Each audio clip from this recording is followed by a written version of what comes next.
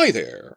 I was poking around again in the US Copyright Catalog website, and I found info confirming beyond all doubt that the House of the Dragon prequel TV series to Game of Thrones is specifically about the Dance of the Dragons. This is a follow-up to a longer video I made 2 weeks ago, 4 videos back on my channel here, where I explained that copyright info for all of the Game of Thrones prequel pitches is in a public online copyright database. So I checked it for everything HBO films, and at the time this didn't come up. I'm not sure if it was set to private or if they even do that, it's supposed to be public, or if I just didn't use the right keywords because the title is a little different than the formatting of the other ones. Regardless, it's up there now. Now, we had already heard reliable casting info for main characters Rhaenyra and Alicent in these past 2 weeks, but this copyright info utterly confirms they're doing the Dance of the Dragons. The copyrighted name is officially Untitled Dance of the Dragons spin-off. George R.R. Martin also recently made another quick blog update pointing out that his prequel book that House of the Dragon is based on, Fire and Blood, just came out in a paperback release. That Fire and Blood isn't a novel, it's a collection of prequel novellas, which are all chapters from an in-universe history book. And Martin has said that each novella chapter in it would be a full novel unto itself if he ever rounded it out and narrativized it. He said there's like 10 to 20 books or TV seasons worth of material in this. It contains multiple prequel eras. But Martin reminded everyone just this week, House of the Dragon is based on the prequel novellas in Fire and Blood. Because it's about the Dance of the Dragons, it's specifically adapting the second half of the book, the second half of prequel novellas in this collection, starting around the middle. You see, the book starts 300 years ago, but spans 150 years. The story of the Dance of the Dragons actually started almost 200 years ago, 100 years after the initial Targaryen conquest. It's coming off a 50-year era of peace, so there's this big gap between the first and second halves of the book, this stopping point where not much happened.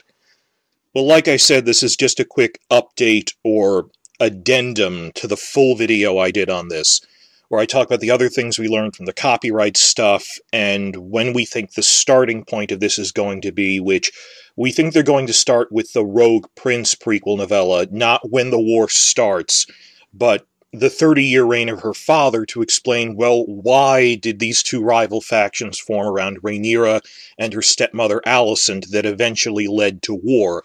And that's only enough material to be like Season 1. So think like Game of Thrones, Season 1 was mostly setup and exposition, then the war in earnest is in Season 2. That's when the bulk of that really starts happening. Which I'm fine with that. That's how I would do it. It'd be weird to just jump into the fighting instantly and have to figure out who everyone is. You need that setup. But I talk about that more in the full video. And other stuff I went over is that when you look at the copyrights, the numbering actually goes to 6 and 7. That there were only 5 pitches. Why they go that high? And that actually makes sense because Martin told us that there were actually 2 other prequel ideas he suggested, which HBO rejected out of hand. And I explained this in more detail, but my speculation is that they were Sons of the Dragon and the Regency, which are the direct sequel second half to the Targaryen conquest and the dance. That it wasn't some other, like, Andal invasions prequel or something. It's, I think he must have pitched the Dance of the Dragons and the Regency that follows it in its aftermath at the same time. Not to make them at the same time, but, hey, sign on for these 2 that'll happen in sequence. And that HBO reasonably said, let's see how well the Dance of the Dragons does before signing on to do its sequel. That if it's successful through, like, its 4th, 5th season, that's around the time period you'd start going into the next one as a direct sequel to it. Which is fine. I can see why a reasonable person wouldn't want to buy 6 to 8 years of TV show in advance. But we'll spin that off when we get to it. The spin-off of the spin-off. But I talk about this more in the full thing. I have charts and stuff saying, well, this is what part of the book it is. But it was nice to see confirmation of that in the copyrights, that they're numbered higher than 5. There's 2 extra ones, that he considered them real pitches, not joke pitches, to the point his internal numbering scheme included them. And other stuff like Long Night prequel was pitch number 4, Valyria prequel was spin-off pitch number 1.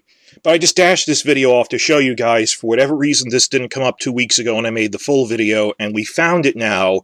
The official copyrighted title admits it's Dance of the Dragons spin-off. And one last little thing that we incidentally learned from this copyright page. I must say that I really like the name of Ryan Condal's personal production imprint. Ryan Condal is the new head writer on this. A personal production imprint, it's not a full personal company the way J.J. Abrams has Bad Robot. It's, for legal and tax reasons, the thing you copyright stuff under, that David Benioff is the only person in his personal production company. It's a legal thing. They don't show up on screen or anything. But what was Ryan Condal's for this new show, and it's named Bastard Sword.